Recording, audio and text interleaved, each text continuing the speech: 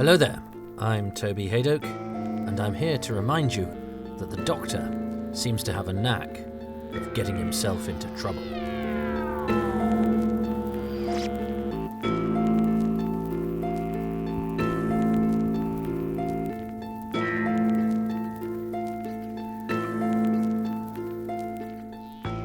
Welcome to Too Much Information, which aims to tell you the who, what, and when of Doctor Who.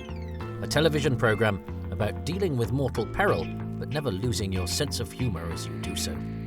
Whether you're discovering the episodes for the very first time, or you know your Pat Gorman from your Forum Doorman, you're welcome to this odyssey behind the scenes.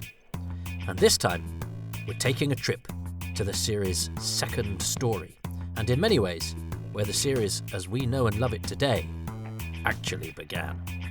So join me as I give you the who, what, when of Doctor Who, The Dead Planet. Or, to have to re-record one episode may be regarded as misfortune.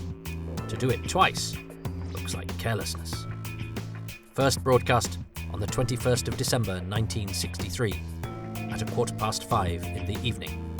It starred William Hartnell as Doctor Who, William Russell as Ian Chesterton, Jacqueline Hill as Barbara Wright, and Carol Ann Ford as Susan Foreman. It was written by Terry Nation, produced by Verity Lambert, and directed by Christopher Barry.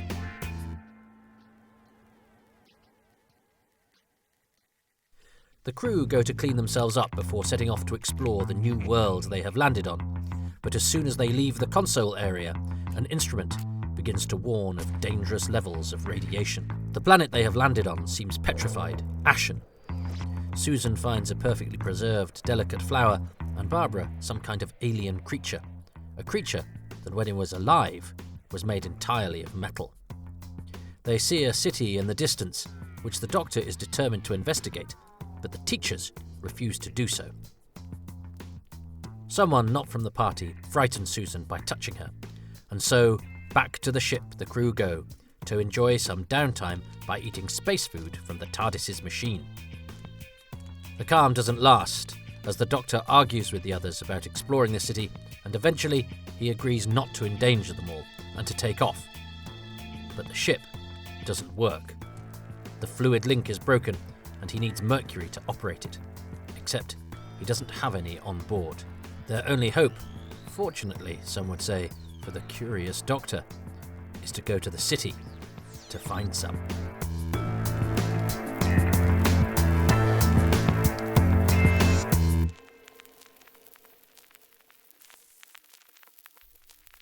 It's early days in the show, and the beginning of only the second adventure, but once again we're dealing with a momentous 25 minutes in TV history, and one that boasts many parallels with the debut, only 4 weeks ago, of the entire series.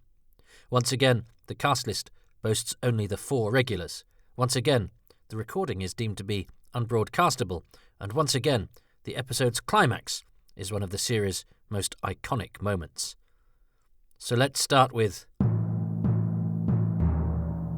the when. July the 2nd, 1963. The production schedule for Doctor Who is outlined until the end of the year. It has already been agreed that the second Doctor Who serial to enter production will be of a science fiction nature. The first story earmarked for this slot is Doctor Who and the Robots by Anthony Coburn. Rex Tucker is slotted in as director. Pre-filming is scheduled for the end of October, recording of the episode for the 15th of November, and broadcast earmarked for the 7th of December. Early July.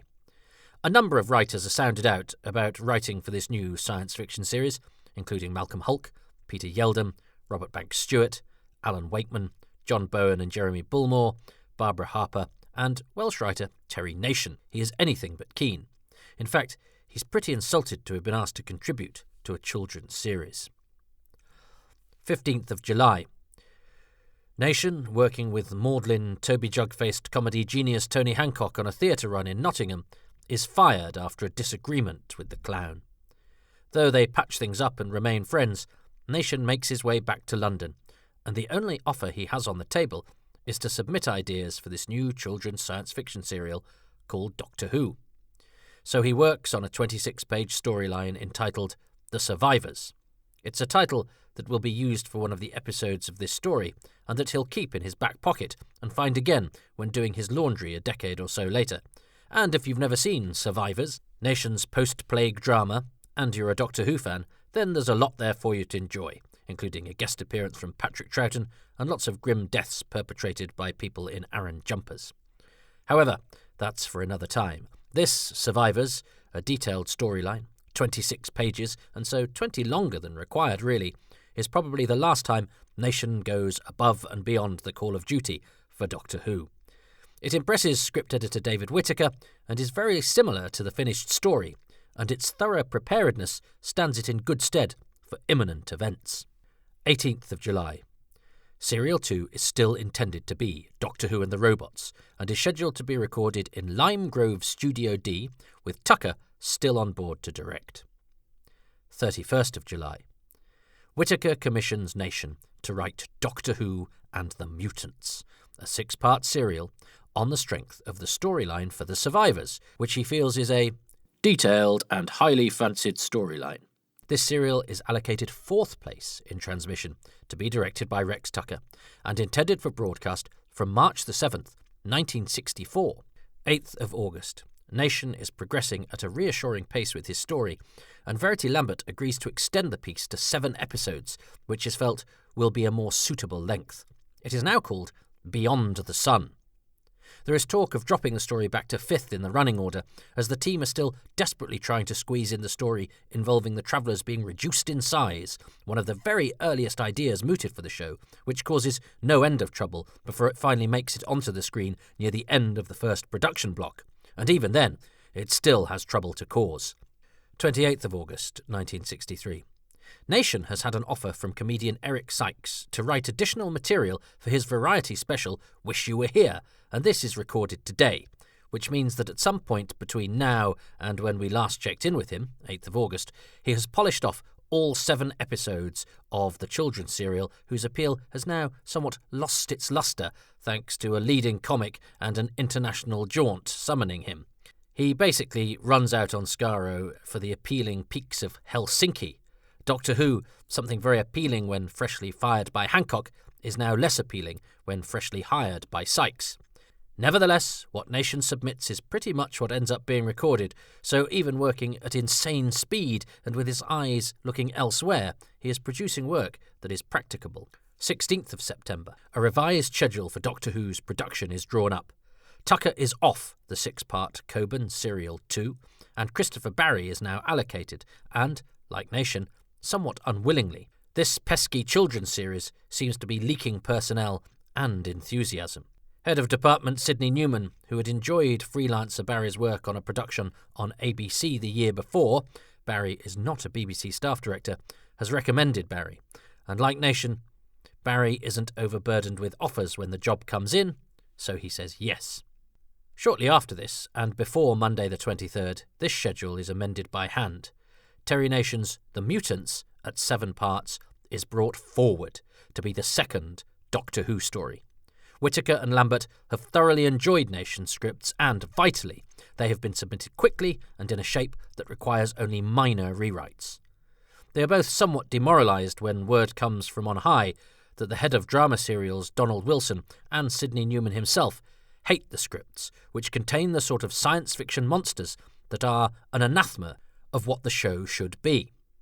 Lambert stands her ground, however, arguing that the nature of the Daleks, nuclear survivors in shells, is more advanced an idea than her bosses are giving it credit for. She also stresses, however, that they simply have no choice. Nation's scripts are the only ones ready to go. Coburn's robot idea has real problems, and John Lucarotti's Journey to Cathay story about Marco Polo will take a bit longer to come in. 23rd of September. Nation's story is now definitely to be second into production, as, frankly, his are the only scripts that are any kind of ready, and design work needs to begin now. 24th of September. Nation, now Whittaker's golden boy, is commissioned for another story, Doctor Who and the Red Fort, even though the Welshman still isn't especially excited about working on the children's show. The Red Fort is about events in May 1857 in Delhi, in which the uprisings in northern and central India against the British East India Company led to the First War of Indian Independence. Nation's agent is still earning her money, as his fee for this initially 6, then 7-parter is negotiated up to £275 per episode, up £13 per episode from the £262 he gets per episode of The Daleks. 27th of September. Nation's Dalek scripts are signed off as ready for rehearsal, requiring only minor rewrites. Christopher Barry's schedule means he will not be available for all 7 episodes of the story. He will be directing a production of Smuggler's Bay, based on J. Mead Faulkner's Moonfleet, which has pre-filming requirements that will drag Barry to Dorset for some of the Doctor Who story's production time. Smuggler's Bay, by the way, stars 2 actors called Fraser Hines and Patrick Troughton, who'll be hanging around these here parts in an era's time. Donald Wilson still wants experienced hand Barry at the helm of this important and complicated second adventure, and so novice director Richard Martin, who has been on hand during the development of Doctor Who, contributing some crazy ideas, is drafted in to cover the gaps left by Barry's absence. Martin has only directed 1 TV play up to this point, and so he is to trail Barry on the earlier episodes and then direct some himself. Martin's wife, actress Suzanne Neve, will be keeping an eye on Christopher Barry while he is away, as she has a regular role in Smuggler's Bay. 30th of September. A meeting is held in Verity Lambert's office with Lambert, associate producer Mervyn Pinfield, Christopher Barry, David Whittaker, Barry Newbury, lighting designer Jeff Shaw, and secretary Susan Pugh. The discussion centres around what special effects required for the story can be achieved in the studio. Various suggestions are put forward regarding the design of the petrified forest, the underground city, and the Dalek costume, and it is agreed that the designer, when allocated, should contact Christopher Barry at home as soon as he has read the scripts, so that these matters can be settled as quickly as possible and designs drawn up in order that models can be made in time for the recording. Jeff Shaw discusses the lighting, the main concern of which is the unsuitability in terms of size, heat, lighting effects and camera of Lime Grove Studio D, the studio they are stuck with. In terms of size, Whittaker agrees to try to combine sets wherever practical in order to reduce space. A list is drawn up of the serial's special effects, which will do the rounds in subsequent discussions about which ones will be the responsibility of which department. Some will be taken on by the, and I quote, visual aids department, and some will be achievable in the studio, possibly through the use of inlay. History tells us that the Dalek City is achieved this way. The findings are forwarded to Jack Kine and Richard Martin, amongst others, including the ultimate designer of the show. This has yet to be decided, although it is not to be Barry Newbury. He is simply there to make sure that someone from the department at least has some input at this stage. At around this time, staff designer Ridley Scott is assigned the serial. It has been decided that designers will also take care of any visual effects work for Doctor Who, as the visual effects department have declared that the series is going to be too effects heavy to rely on the input of the effects department. Only at the BBC. October. A list of Doctor Who's first 53 episodes is assembled. The second serial, Serial B, is Nations, now referred to as Mutants/Beyond the Sun. 11th of October. At this stage, some of the episode titles for the second serial, which is what it is currently called, Second Serial, differ from what they become. Episode 6, for example, is The Caves of Terror, and Episode 7 is The Execution.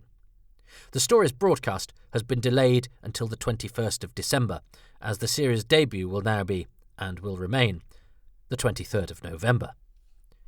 Christopher Barry requests that an inlay machine and operator be booked for use on all 7 episodes of this Dalek serial.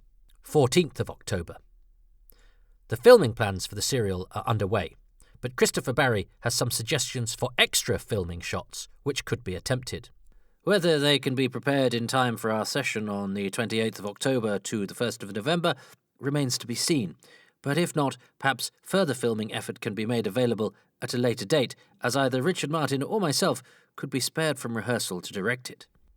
As far as Episode 1 is concerned, he requests an amendation to what has been suggested, flagging up the model shot of petrified forest as seen through the scanner with blower or wash effect clearing dust. For the Dalek City, he indicates that there will be several shots of this, including binocular masking closer shots. 17th of October. Lambert asks Head of Planning Aiton Whittaker if, due to the complicated technical nature of the serial, the sets could be erected the day before as a preset each recording day to ensure the much-needed 10:30 a.m. start on recording day. 18th of October. Christopher Barry has received the scripts and has read episodes 1 and 2. His observations for episode 1, relayed to David Whittaker, are that 1. More fear is needed from Barbara when she reacts to the news that they may not be on Earth at all. 2. A lot of the conversation about them not being on Earth is a bit too matter-of-fact. 3. Barry feels it is unlikely that he'll be able to have double doors in the city set and requests the dialogue be amended to refer to the screens beyond the arch. 4. On page 20, Susan, he says, is bright and gay again, despite saying on the very next page that she has lost her appetite, which Barry feels is a quick switch of mood from gloom to gaiety and back to gloom. It seems, says Barry, that Terry Nation feels that once he has told the audience something, the characters need no longer react to the situation. He is continually having them accept a situation in a most undramatic manner, and therefore losing a lot of potential value. 21st of October. Christopher Barry receives an instruction, sent via his secretary, to send 5 copies of the camera script and 3 of the programme as recorded paperwork to Verity Lambert's office. 1 camera script is for the transcription editor, and the rest are for television enterprises. If the director does any creative editing to the recording, this needs to be marked as edited in the script within 5 days of recording. Waris Hussein's secretary receives the same instructions. 22nd of October. The production receives notice that Studio E Limegrove is being re-equipped and converted by engineers from the 2nd of November. This will generate noise and inconvenience, which will inevitably have an impact on rehearsals. Designer Raymond Cusick is given notice that he needs to go over the scripts very carefully and prepare his designs with some idea of the potential costs involved in realising them. He is warned that he will not be allocated the money and man-hours to achieve anything bar the most economical. 23rd of October. A meeting is held in room 305 of the scenery block to discuss the special effects costing and how many man-hours will be available for this complex technical production. Chaired by design organiser James Bould, the meeting's attendees are Verity Lambert, Pinfield, Cusick, Terence Cook, Christopher Barry, Richard Martin, production assistant Norman Stewart, and head of the visual effects department Jack Kine. It is agreed that the production should not exceed 500 man-hours per episode and an approximate budget of £500. Man-hours are units measured based on the total number of hours various BBC employees will be expected to give to the production in order to realise it. Despite these averages, it is then agreed that episode 1 is a special case, and it is given 1,125 man-hours, a special effects budget of £375 and a design department budget allocation of £900. In the meeting, each set and special effect are discussed in detail, with Cusick presenting his ideas which are, in most cases, then scaled down and simplified. The number of trees in the petrified forest is reduced, and the Dalek council chamber and instrument room are combined into one set, and certain special effects are cut, as are most of the statues required for the Dalek City. Scenic Servicing have warned the production that they will refuse to store any sets or dressing if they are too large and will vet everything before accepting any of it. This is clearly a challenging production, and the team have been instructed to reduce the man-hours, as it is already over its allocation, and reduce the story by one set. The allocations given are as high as they can be, and Cusick is trusted not to exceed them. It is noted for the record that a meeting like this will be necessary for all future productions of this kind, and there is a conciliatory sheepishness about the conclusions of the three major players here. James Bould feels that we are placing Raymond Cusick in a difficult, if not embarrassing, position to produce what is required on the allocations agreed.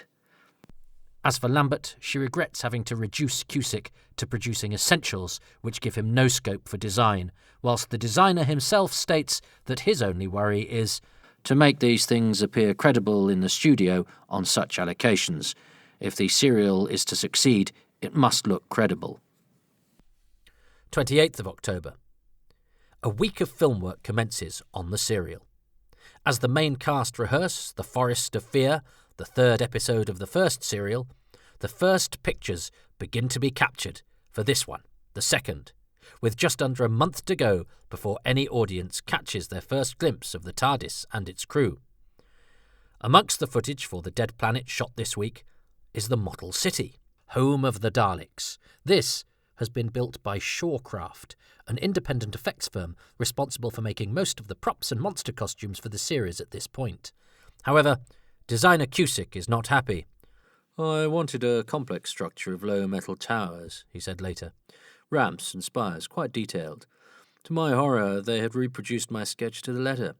Everything I'd drawn, but nothing more."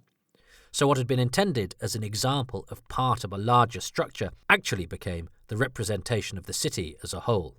Far simpler than Cusick had envisaged, but by this time, too late to alter. 1st of November. Amongst the filming for today includes the printer-reader of the fault locator that Susan consults, and also the shot of the forest seen on the TARDIS scanner this week, and indeed the end of last week's episode, The Firemaker. 7th of November.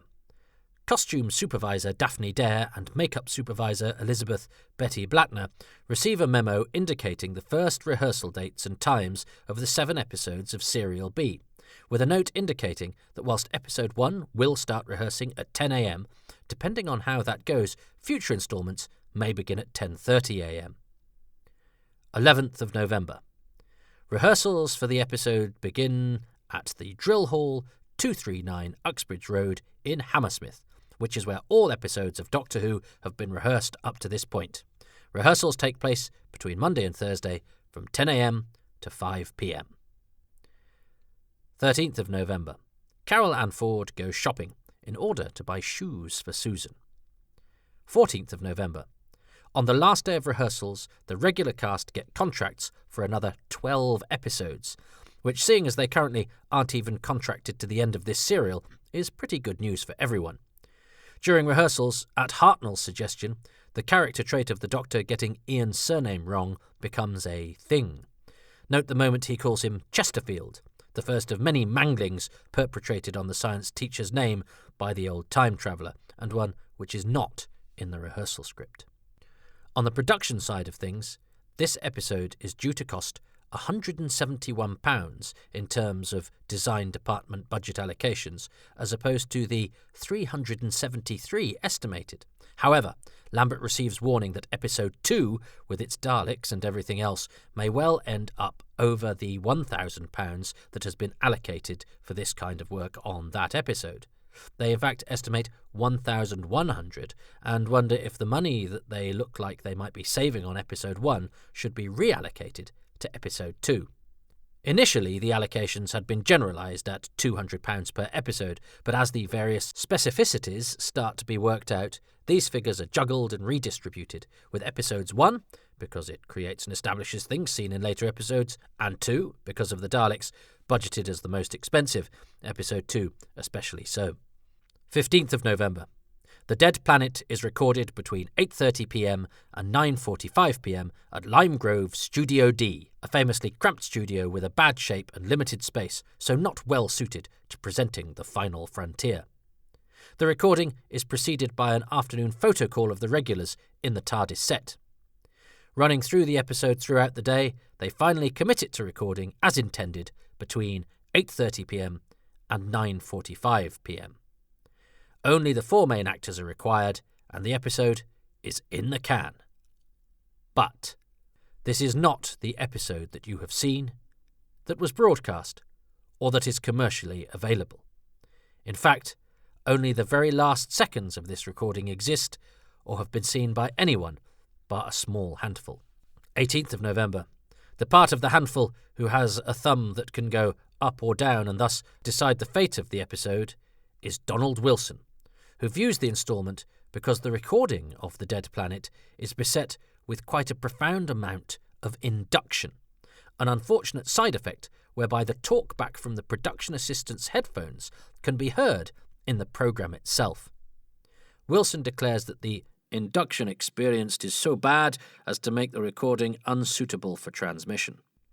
And so once again it is decided that the first episode of a Doctor Who story needs a remount.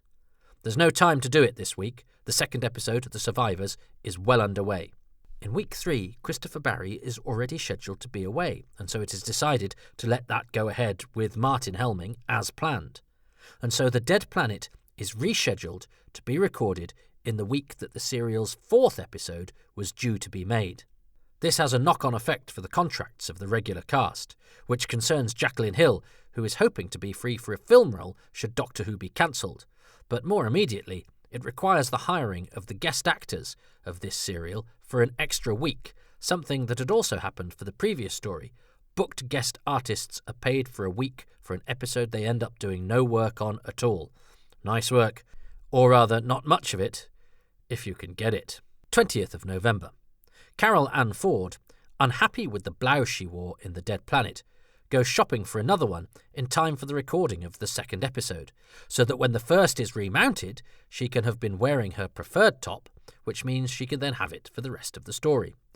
Publicity photographs have been taken of the unused recording, and so Susan's original outfit, a one-piece with rolled-up sleeves and a folded polo neck, survives in photographic form for us to compare and contrast, should we be so inclined.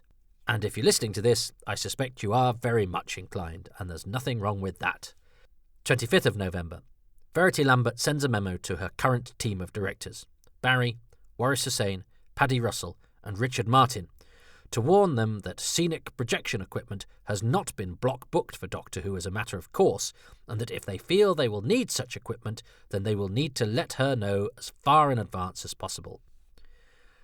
On the same day, those directors, bar Martin, also receive advice from Mervyn Pinfield in the shape of a reminder that on the Monday after Friday's recording, they will need to personally ring the videotape supervisor, giving him the VT number for said recording and specifying which 3 minutes he should transfer onto 35mm film to be used as a recap for the following week's episode. 26th of November. Susan's shirt isn't the only serendipitous change. Cusick is able to rectify his misgivings about the Dalek City and, with the extra few weeks given to him by circumstance, he gets Shawcraft to remake the Dalek City, and the larger, more sprawling edifice is put together in time for the remount. The new footage is shot today at Stage 2 at Ealing Film Studios.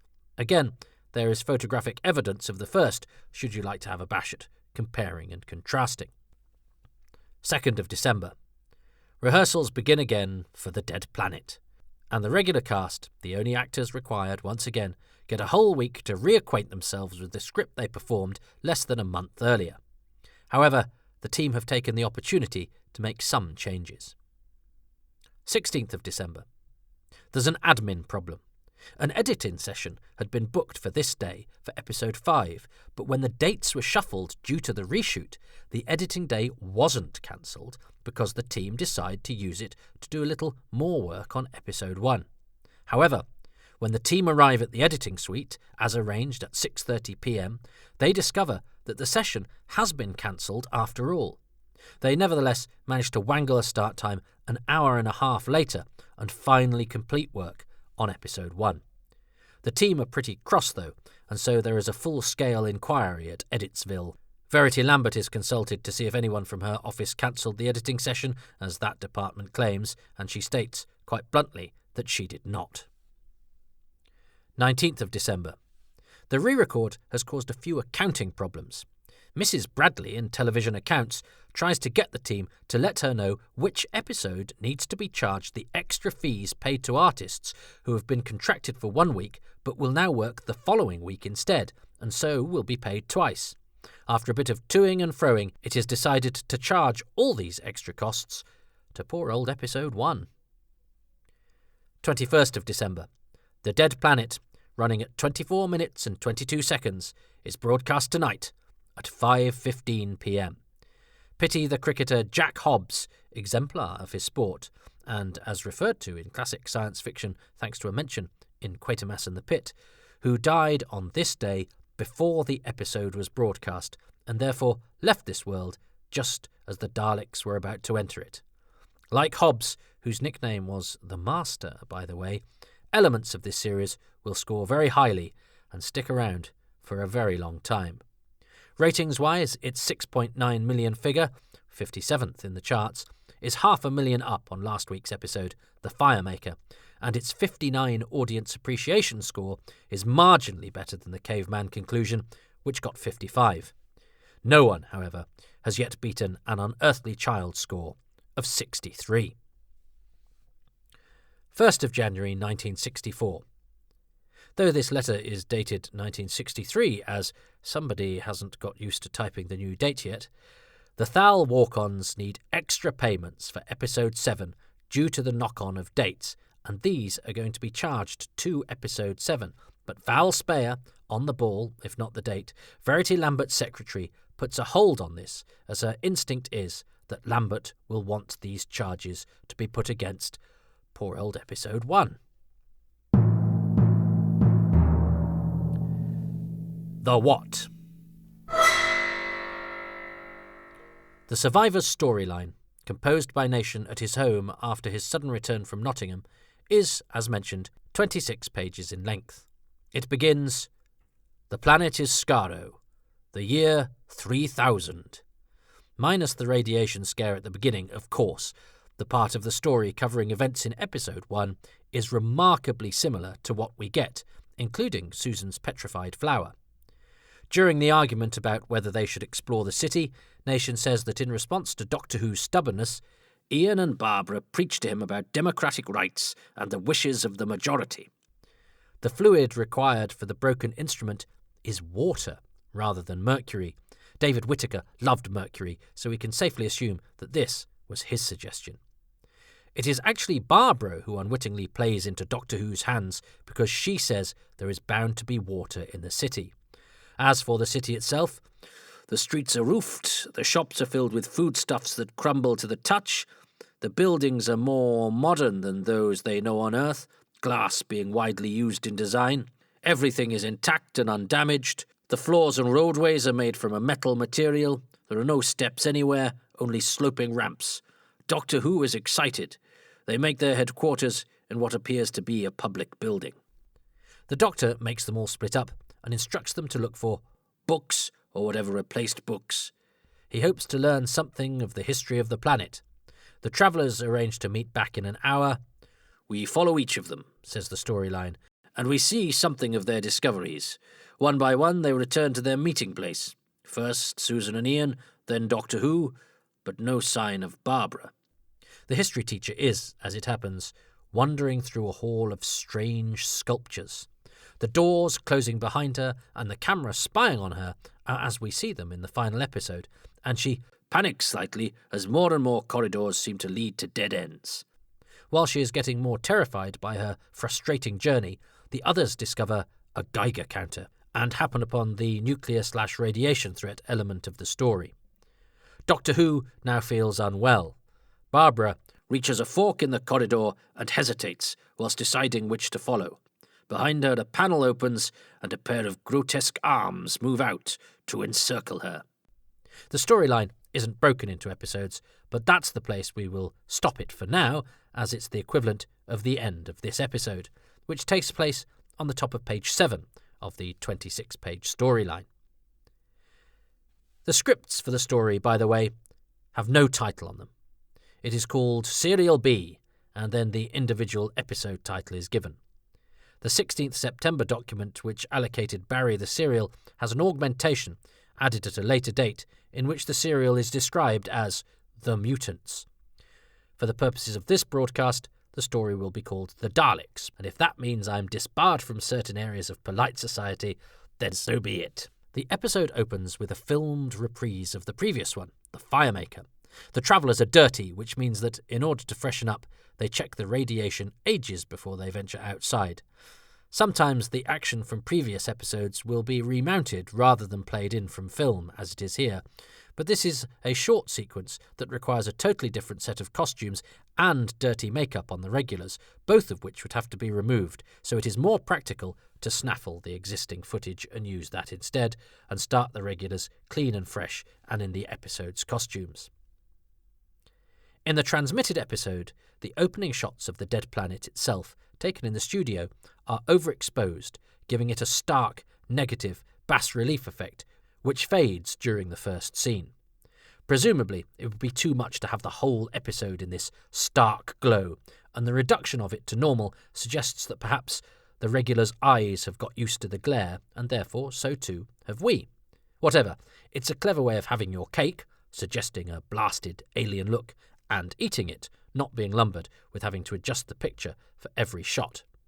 Bas-relief, or bas-relief, by the way, is one of those words thrown into Doctor Who literature willy-nilly, so it's worth having the proper definition. It means sculptural relief in which the projection from the surrounding surface is slight and no part of the modelled form is undercut. It comes from the French bas, for low, and relief, raised work. There's a wind machine. The close-up of Ian with the breeze rustling his hair is a cutaway to emphasise this point. It also, unfortunately, rustles the scenery backdrop, which is a curtain with a painting on it, done by scenic artists and based on a colour example provided by Cusick. The backdrop, of course, is there to provide depth to what is otherwise a rather small, if ingenious, jungle set. The bas-relief is, in the camera script, supposed to fade out much later than it ultimately does. After Barbara's line about the branches being completely still, the effect was supposed to fade out slowly. As it is, though, it fades out pretty quickly after the Doctor's line half a page or so earlier, when he talks about the earth being turned to sand and ashes. After Susan follows the Doctor off, there is a recording break to reset the cameras to normal after the adjustment required to achieve the bas-relief effect. The start of Ian and Barbara's exchange, where they ask where they are and he replies that he doesn't know, is a late addition to the script. Ian's later line, quoted at the top of this show, about the Doctor having a knack for getting himself into trouble, was originally a less colloquial, "He seems to have a penchant for finding trouble." A lot of Ian's lines are naturalised a bit during rehearsal, as it happens, with the character's chipper and unstilted vocabulary clearly worked on by the mighty William Russell. There is then a cut, an exchange that was to have Barbara say, "You're showing more concern for his welfare than he shows for ours." To which Ian was to reply, "Believe me, my motives are not as noble as they sound. Until we're sure where we are, the Doctor is our only lifeline." The flower, so gently held by Susan and then shattered by cack-handed Chesterton in the episode's saddest moment, is made of sugar glass, so that it can break like Susan's and the audience's heart, and the precious thing is destroyed. The flower, by the way, is pink. Susan's dialogue to Ian about what she will do with the flower once she has it in the ship is partly improvised, as Carol Ann Ford keeps talking until Jacqueline Hill cries out in terror at the sight of the Magnodon. Because, yes, the metal creature found by the crew is called the Magnodon, although it is not named on the screen or in the script. The creature is 4 foot long, and after production it resides for a time in Verity Lambert's office. It is described in the script as a hideous reptile-like creature, a creature that has until now only existed in nightmares. The original design plan for it suggests it should be the size of a beaver and should resemble an armadillo. Ian's line about the Magnodon being metal, even when it was alive, but that's impossible, was written originally as Barbara's, but Russell must have claimed it, or Hill given it away, or a bit of both, in rehearsal. Barbara asks Susan if they have anything on the ship that records journeys, and Susan says that there is a big bank of computers, and that if you feed them with the right sort of information, they can take over the controls of the ship and deliver you to any place you want to go. She gives much of the reason for the ship's erratic journey-making to the Doctor being forgetful. The first sight of the Dalek city is magnificent. It's a relatively straightforward inlay shot, but it is pulled off with aplomb. Showing the travellers on a ledge looking down at the sprawling Dalek metropolis is a fabulous thing of diabolical ingenuity. The edge of the mountain represents the edge of one masked-off camera's view, with the input from a photo caption, in this case the city, taking up the part of the screen that is masked off. That way, the regulars can be seen moving about and closer to us than the vast model shot, which is, Dougal, much further away. When the Doctor says that he will not leave until the city has been thoroughly investigated, he was originally to have an angry exchange with Barbara. She was to say, "But you promised." And he was to say, "Promised? This juvenile sense of honour appalls me." And then to himself, "Promises." Ian giving the Doctor his glasses back at the end of the scene is not in the script and was worked out in rehearsal.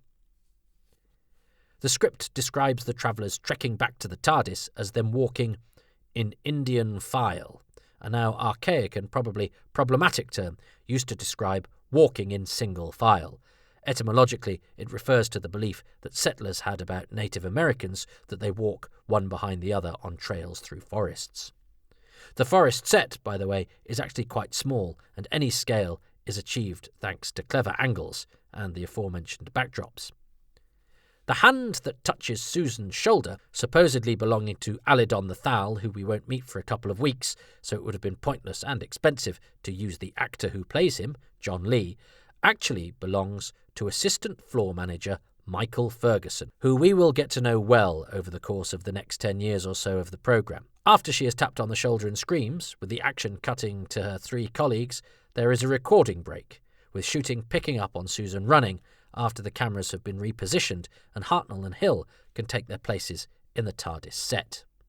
And in that next scene, we get a nice example of the Doctor's slightly guarded, yet nevertheless very genuine relationship with Barbara, as he confides in her about Susan, and the teacher offers to have a word.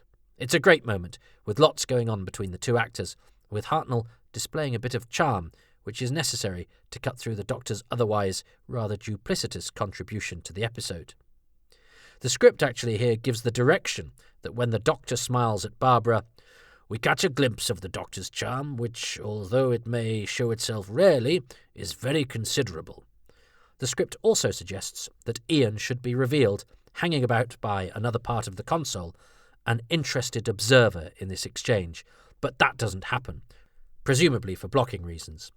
A few chunks of dialogue from the exchange between Barbara and Susan are also cut.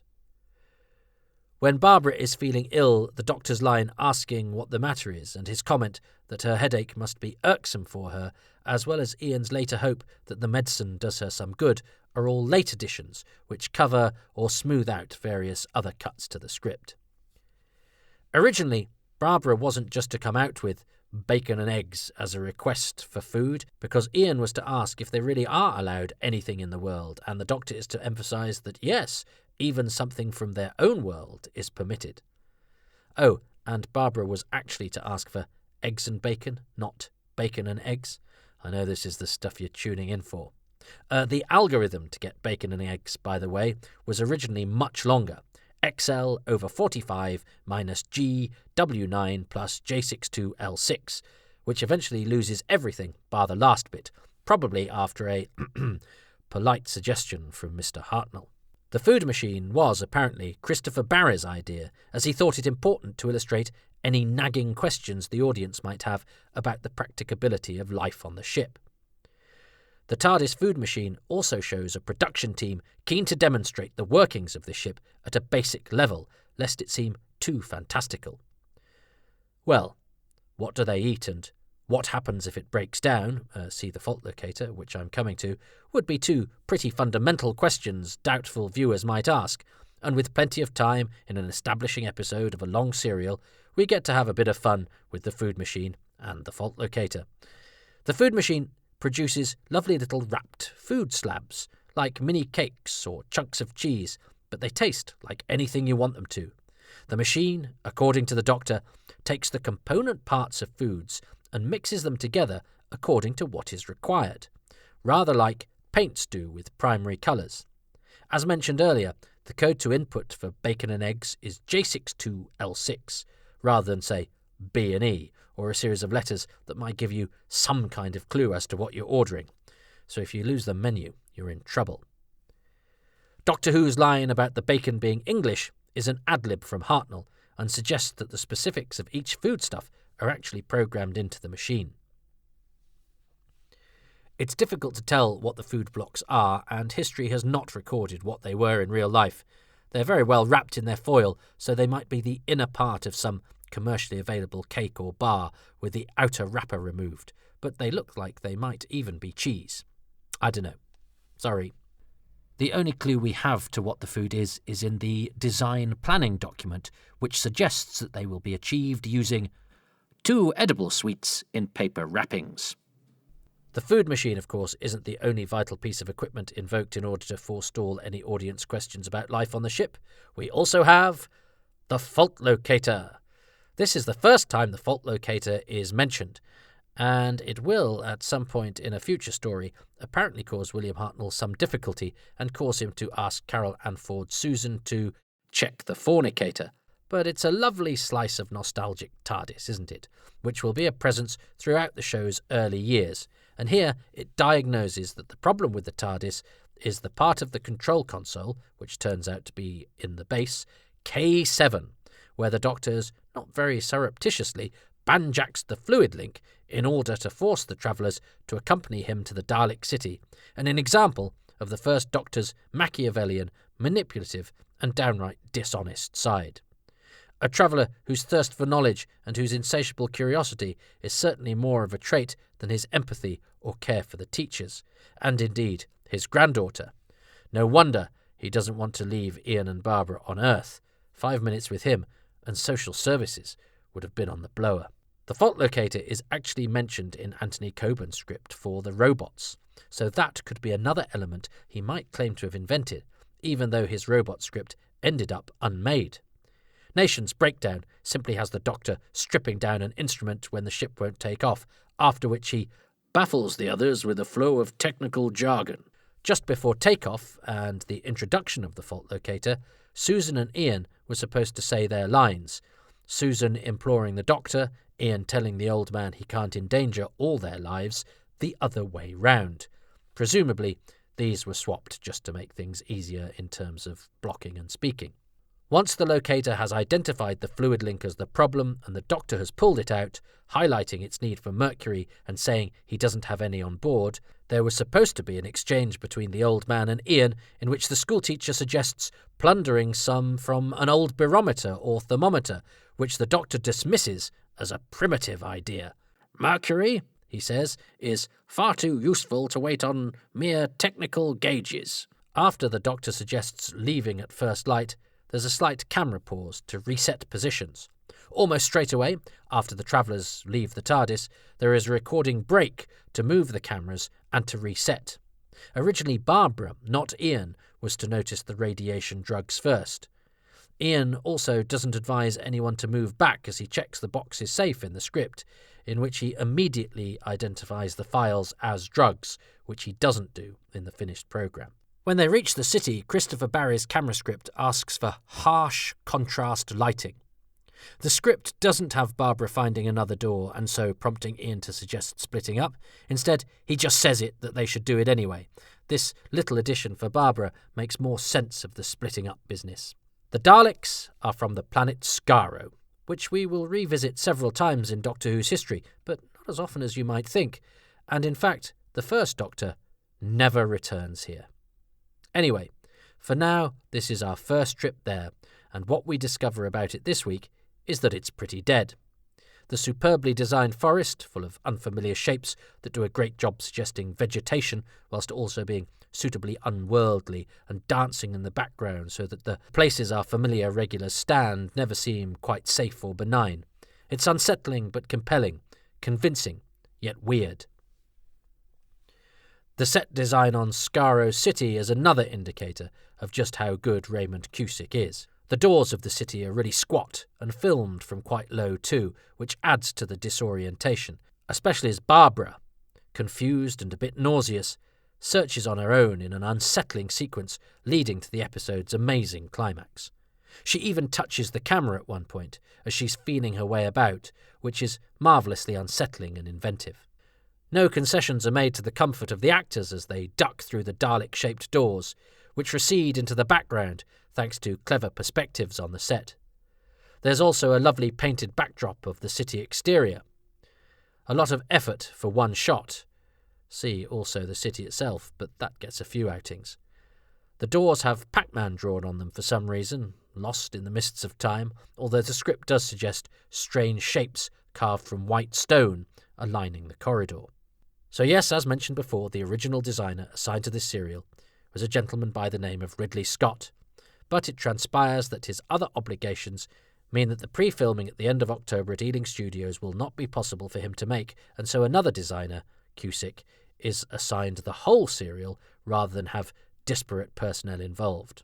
As it turns out, though, Jeremy Davis designs episode 6, so the one designer on the whole serial thing doesn't happen anyway. So, sadly, Scott, who would in future become a director and helm Alien and Blade Runner and the Hovis commercials, never does get a credit on Doctor Who, which prevents fans like us basking in that glory and invoking his name should anyone say anything disparaging about the early days of the show. Cusick, however, will become a regular fixture on the programme for its first few years, and one of the least enthusiastic commentators on DVD extras, no matter how jolly everyone in his midst tries to be. So we'll be hearing a lot about him in future instalments, but let's acknowledge here his design of the Daleks is a hell of a piece of work, and one that would cause a big bone of contention between Cusick and Nation, and indeed the BBC. When Ian and Susan and the Doctor meet up, Susan is just supposed to shake her head when asked about Barbara, but instead both she and Ian get lines about the history teacher not being back, just to make her absence a bit more dramatic. The Doctor was also supposed to have a line at the end of the scene bemoaning the absence of that wretched girl. Although the design is very smart, the clever descending lift has more to do with the camera department, actually. A trick involving a descending shutter seen from the outside and then a camera judder and Jacqueline Hill reacting on the inside means that an absolutely stationary, motionless receptacle in real life becomes capable of movement, thanks to the magic of TV. The cliffhanger is a marvellous thing, thanks to the creepy camera work, the discombobulating soundtrack, and the marvellousness on legs that is Jacqueline Hill. The script describes it thus. Barbara hears a sound behind her and turns in time to see the thing that is advancing on her. Only its arms are seen by the audience as they pin Barbara's arm to her side, and she starts to scream. Production assistant Michael Ferguson, who will go on to be one of the show's best directors during its early years, operates the Dalek sucker that moves into view at the climax, walking alongside the camera that closes in on Jacqueline Hill, and the camera, by the way, is operated by Brian White. So the first Dalek is called Brian and Michael. Terry Nation, thanks to being represented by Associated London Scripts, a formidable agency, is paid, as mentioned earlier, £262 per episode, which is a comparatively high fee. Coburn, for example, was paid £225 per episode for the first story. £262, by the way, then, is the equivalent of about £4,672 today. The Who. Elizabeth Blattner. Makeup. Elizabeth Blattner was born in Cheshire in October 1914, the daughter of Ludwig Blattner, who had given his name to a sound recording system, the Blattnerphone, which was at one point used by the BBC, but later superseded. He had been a film producer in charge of the Ludwig Blattner Picture Corporation, but after the invention of talkie films, his business had collapsed and he faced financial ruin. Betty, as she was known, was in the news when, 21 years old and lying ill in hospital where she'd been ensconced for months with a severe stomach condition, the papers reported the suicide of her father and her obliviousness to it. The news was withheld from her for the sake of her health. She was eventually told the sad news, but only once doctors deemed it suitable. Her first BBC credit was in 1957, in Chloe Gibson's production of Kenilworth, and she remained with the same director's team for The Diary of Samuel Pepys, The Infamous John Friend, The Secret Kingdom, and Amelia in 1958, 59, 60 and 61 respectively. Her credits of most interest to listeners of this parish at around this time are most likely the Andromeda breakthrough in 1962, the sequel to the successful A for Andromeda and one of the few pre-Doctor Who BBC attempts at science fiction, and The Old Curiosity Shop, directed by Joan Craft in 1962 and 63, for which she helped to transform Patrick Troughton very memorably into the character of Quilp, a metamorphosis so effective it is still remembered by many who saw it at the time and is considered one of the most remarkable achievements of Troughton's long and impressive career. In the months prior to journeying into time and space, Elizabeth Blattner supervised Epitaph for a Spy, directed for the BBC by Dorothea Brooking. For Doctor Who, she did the makeup on An Unearthly Child and the Daleks, but concurrent with the latter, she went up in the world, doing a high-end costume drama with Joan Craft's production of Martin Chuzzlewit, before returning to the Whoniverse by stepping in for Sonia Markham on episode 4 of The Dalek Invasion of Earth. Her final brush with the show involved her joining Sonia, her replacement on the series pretty much, to share duties on The Mythmakers. She had worked with its director, Michael Leaston Smith, on Pagliacci in 1960. After a touch of opera, Billy Budd in 1966, she seems to have left the BBC with her eye on the big screen, notably working on Lindsay Anderson's groundbreaking satire If. She also did 1968's Curse of the Crimson Altar by Mervyn Haseman and Henry Lincoln, no less, and the same year worked for Hammer on 3 episodes of Journey into the Unknown, one of which, The Last Visitor, featuring Michael Craze and Geoffrey Bayldon, if we're flagging Who connections, was used in the subsequent film compendium Journey into the Unknown. She rounded out the 1960s working with 2 icons of the decade on Tony Richardson's Hamlet, with Nicole Williamson as the Dane, in 1969. She was still in the movies in the next decade, including the big screen entertaining Mr. Sloane, but for sex comedies Eskimo Nell, Katie Manning's in that one, and Adventures of a Taxi Driver, she was credited as Liz Blattner. She had returned to the BBC for Sam and the River, a Swedish co-production, in 1975. Her brother Jerry became a producer, producing the BAFTA and Oscar-nominated and the Golden Globe-winning 1960 film The Sundowners. Jerry also lived next door to Simon Cowell's parents and gave the young mogul-to-be his first job in show business as a runner on The Shining. Because of the contributions of Ludwig and Jerry and Elizabeth to the industry, Blattner Close in Elstree was named after the family in the mid-1990s. Elizabeth Winifred Blattner, however, had died in London on the 13th of April 1986, aged 71, and was at the time living in the same Abbey Road, yes, that Abbey Road flat, that she was living in 20 years earlier, when she worked for a short time on, and in the very early days of, Doctor Who. References. Before I go, I need to acknowledge a debt to those doughty and diligent researchers whose work I've picked over and collated and cross-referenced to come up with much of the above. Doctor Who, The Complete History, edited by John Ainsworth, contains so much that is useful for timelines and cross-reference and is the embodiment of fastidious research and clear presentation. And by golly, it's got some gorgeous pictures in it. Much of material therein is based on Andrew Pixley's rigorously wrought archives features from back in the day, and they also feature the work of Richard Atkinson, Johnny Morris and Alistair McGowan.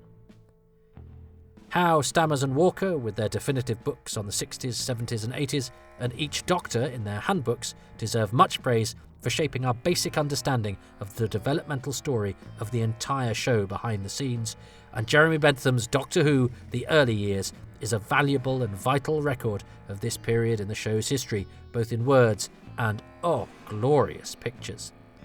The TARDIS wiki page and Shannon Patrick Sullivan's Complete History of Time Travel have also been very, very valuable for quick, handy reference as well.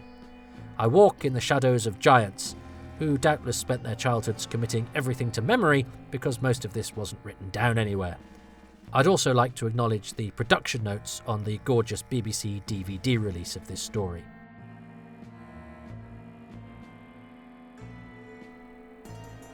And so that brings to a close our look at an episode that in many ways is the show's second first night, introducing the series to a different type of storytelling from the first, and one which will come to dominate the show. Verity Lambert fought for these scripts, and her defiance is ultimately rewarded by the viewers, and indeed history, and, to be fair, Sydney Newman, who conceded that she had been right all along. It's fair to say that if her combination of astuteness and courage of her convictions had not been there, then it's doubtful Doctor Who would have lasted, so Lambert must take enormous credit and be considered, in her own way, one of the creators of Doctor Who. She didn't just oversee the production, she shaped a legend.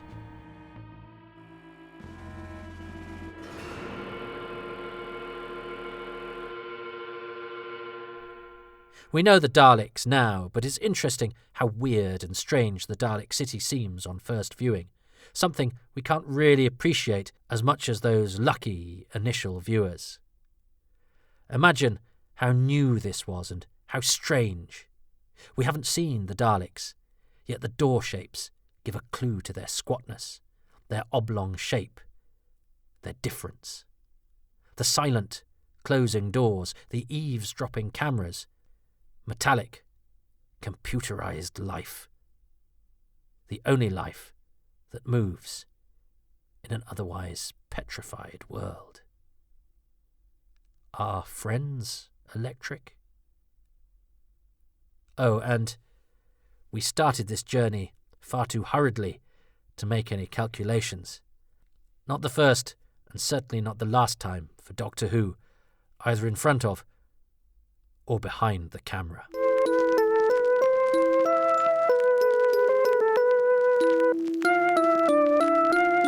Doctor Who, The Dead Planet, featured title music by Ron Grainer and the BBC Radiophonic Workshop, incidental music by Tristram Carey, story editor was David Whittaker, the designer Raymond P. Cusick, and the associate producer was Mervyn Pinfield. Coming next. Okay, so there are these things. They're called Daleks. Until next time, a sink plunger was just a sink plunger. No playgrounds were drenched in the sound of a genocidal war cry that was suddenly become acceptable, scary fun, and no smart Alec had ever done the stairs joke. But all that is about to change. Next time on Doctor Who, Too Much Information.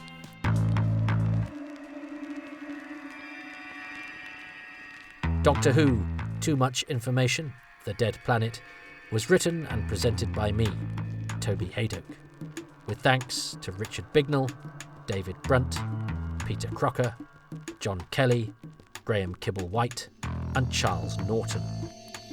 And thanks to subscribers on the aforementioned Patreon, who include Mark Trevor Owen, Ruben Herfindahl, Neil Tate, Phil Chapman, Thomas Banks, Richard Alt, Alex Rohan, Paul Carnahan, Jacob Lumley, John Pettigrew, Matthew Kilburn, Phil Pascoe, Matt Sawyer, Paula Reynolds, Matt Dale, Peter Burns, Gavin Ware, Gavin McLean, John McClay, Jeremiah O'Connor, Andrew Lester, Robin Groen, Susan Harrison, Liam Price, James Miller, David Spofford, Darren Rule, Paul Cornell, David Hughes, Richard Patey, Jonathan Potter, Nigel Bromley, Nick Tedston, Scott Pride, Robert Davis, Mark Keating, and Chris Phone.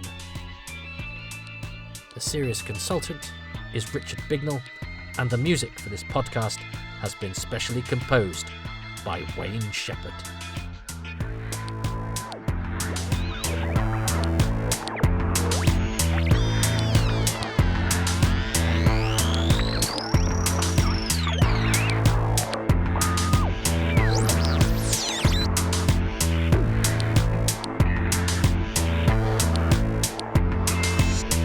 There is a supplemental podcast, one per story as opposed to per episode, called Far Too Much Information, that is exclusive to patrons.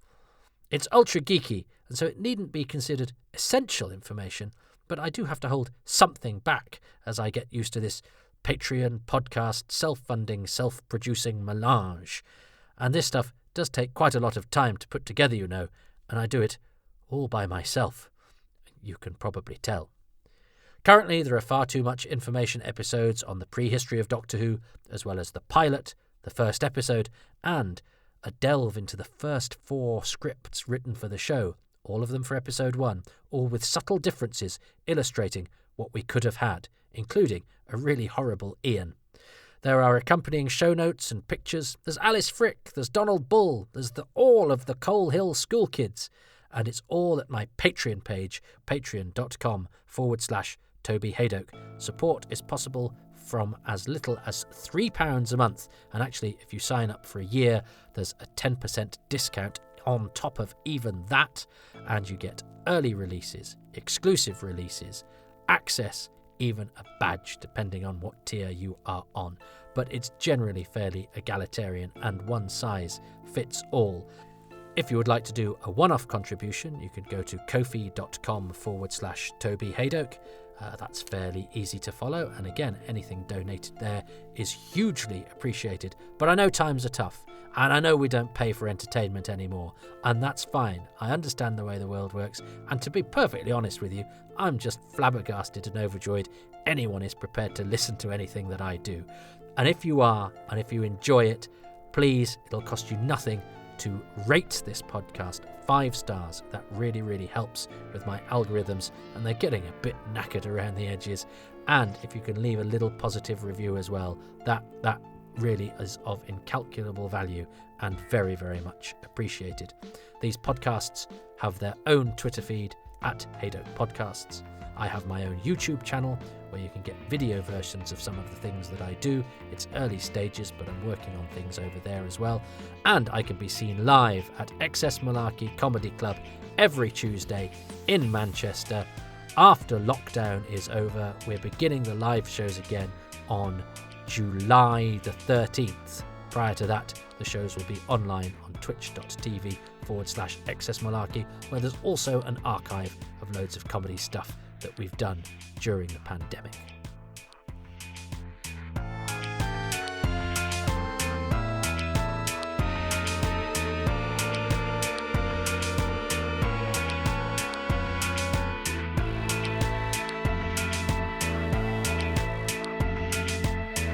So, whatever you choose or whatever you can do, join me, please, for the next episode, The Survivors, or Playgrounds Will Never Be the Same Again.